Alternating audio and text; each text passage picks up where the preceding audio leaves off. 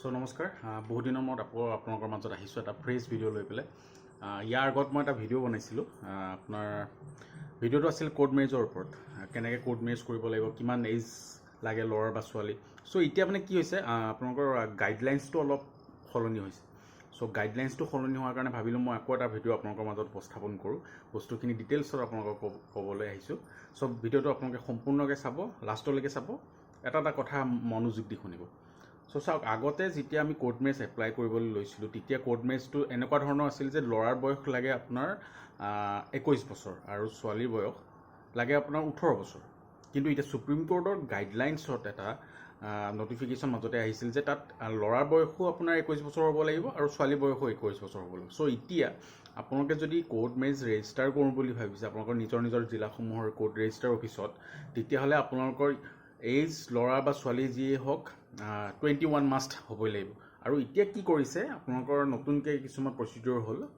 so আগতে আমি offline দি মানে বস্তুখিনি আপোনালোকৰ ডকুমেণ্টখিনি আমাক দি দিলে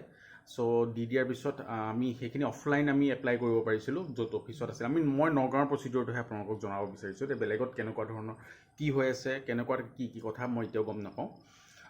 সো এতিয়া কি হ'ল আমি এই বস্তুটো অনলাইন কৰিব লগা হৈছে সো অনলাইন কৰিব যাওঁতে সো আগৰ যিখিনি ডকুমেণ্টছ আছিল সেইখিনিয়ে লাগে কিন্তু আমি এতিয়া অনলাইন কৰাৰ পিছত ডকুমেণ্ট যিখিনি লাগিছিল সেইখিনি অনলাইন ছাবমিট কৰি পেলাই তাৰ পৰা এটা ৰিচিপ্ট ওলায় এই ৰিচিপ্টটো নি পেলাই আকৌ আপোনাৰ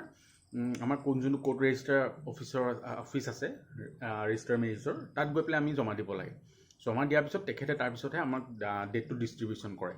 সো বস্তুটো প্ৰচিডিউৰটো এনেকুৱা হৈ গ'ল সো আপোনালোকে এতিয়া কি কৰিব লাগিব ধৰি লওক প্ৰথমতে আপোনালোকে আহি পেলাই যোনটো ফৰ্ম আছিলে সেই ফৰ্মটো গোটেইটো চিডিউলটো আপোনাৰ বদলি গৈছে আগতে ফৰ্ম এখনেই আছিলে এখনৰ মানে গোটেইখিনি ষ্ট্ৰাকচাৰটো একেই আছিল এতিয়া বহুত বেলেগ ষ্ট্ৰাকচাৰ আহি গ'ল বিভিন্ন ধৰণৰ ডিটেইলছ দিব লাগে তাত সো বস্তুখিনি পূৰা অকণমান খেলি মেলি হৈ গৈছে কিন্তু বস্তুটো প্ৰচিডিউৰটো একেই আছে সো আপোনালোকে এতিয়া প্ৰথমতে কি ডকুমেণ্ট লাগিব মই সেইখিনি আপোনালোকক জনাই দিছোঁ মন দি শুনিব সো চাওক প্ৰথমতে মেইন ইম্পৰ্টেণ্ট ডকুমেণ্টটো হ'ল কি ল'ৰা ছোৱালী ভোটাৰ আই ডি বা আধাৰ কাৰ্ড সেইটো মেইন ডকুমেণ্ট আপোনালোকৰ সেইটো লাগিবই ছেকেণ্ড ডকুমেণ্টটো হ'ল আপোনালোকৰ মেট্ৰিকৰ এডমিট দুইজনৰে ল'ৰা আৰু ছোৱালী তাৰপিছত থাৰ্ডটো হ'ল মেট্ৰিকৰ চাৰ্টিফিকেট দুইজনৰে ল'ৰা বা ছোৱালী দুইজনৰে লাগিব তাৰপৰা আৰু এটা ডকুমেণ্ট হ'ল গ'ল কি দুইজনৰে লাগিব গাঁওবুঢ়া বা ৱাৰ্ড কমিশ্যনাৰ প্ৰমাণপত্ৰ লাগিব তাত ফাৰ্ষ্ট মানে প্ৰথম বিবাহ বুলি লিখি দিব লাগিব সেইটো এটা হ'ল এটা ডকুমেণ্ট তাৰপিছত যদিহে আপোনালোকে ধৰি লওক যোনটো আমাৰ চৰকাৰৰ ফালে এটা আঁচনি আহি আছে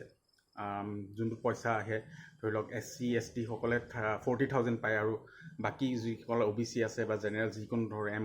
OBC বা জেনেৰেল যিখিনি আছে গোটেইখিনি 30,000কৈ পায় সেইখিনি পাবলৈ হ'লে ছোৱালী গাৰ্জেনৰ আপোনাৰ পেৰেণ্টছৰ এটা ইনকাম প্ৰুফ লাগিব তাৰ উপৰি ছোৱালীৰ নিজা বেংক একাউণ্ট লাগিব সেই গোটেইখিনি ডিটেইলছ দিব লাগিব তাৰ উপৰি বস্তুটো আমাৰ বিয়া হোৱাৰ পিছত আমি আকৌ এটা সেইটোৰ কাৰণে যোনটো আমি পইচাটো পাবৰ কাৰণে এটা বেলেগকৈ আমি এটা ৰেজিষ্ট্ৰেশ্যন কৰিব লাগে কোৰ্ট মেৰেজ চাৰ্টিফিকেটটো অহাৰ পিছৰ পৰ্যায়ে যাব সেইটো আমি এটা হিয়াৰিং কৰিব লাগে এটা ডেট ল'ব লাগে সেইটো এটা বেলেগ পৰ্যায় হয় সো আপোনালোকক মই এইখিনিয়ে জনাব বিচাৰিছোঁ সো বস্তুখিনি আপোনালোকে যোনখিনি আপোনালোকৰ কোৰ্ট আছে যোনখন জিলা পৰা হয় আপোনালোকে চাই আছে বস্তুখিনি আপোনালোকে এজন এডভকেটক লৈ পেলাই বস্তুখিনি আপোনালোকে চাই ল'ব সুধি ল'ব তেওঁলোকৰ হয়তো বেলেগ ডিষ্ট্ৰিক্টত বিভিন্ন ধৰণৰ বেলেগ প্ৰচিডিউৰ হ'ব পাৰে আমাৰ নগাঁও ডিষ্ট্ৰিক্টত এইটো প্ৰচিডিউৰ হৈ আছে সো আপোনালোকে যোনে কোৰ্ট মেৰেজ কৰিম বুলি ভাবিছে